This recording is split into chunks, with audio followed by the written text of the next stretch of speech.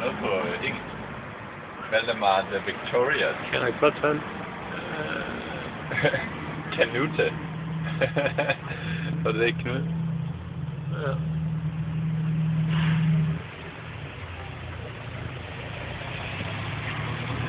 Harald hvad? Harald Høne.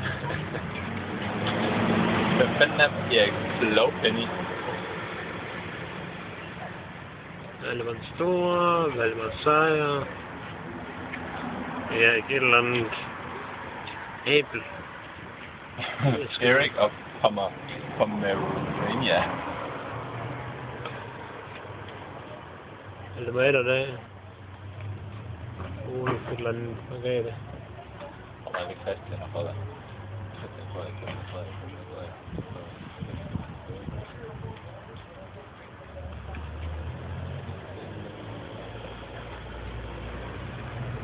Hvad er Christian eller Frederik egentlig mest danske navne på, siden de har været der så længe? Jeg tror bare, jeg var valgt. Det er dansker. Hvad er det så ikke egentlig mest danske navne? Det eksisterer så lang tid. Det er mere dansk end Søren. Hvad med Michelle? Det er rimelig dansk.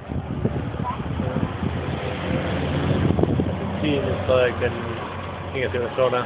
Og nummer står der. Det burde jo sådan set på vide.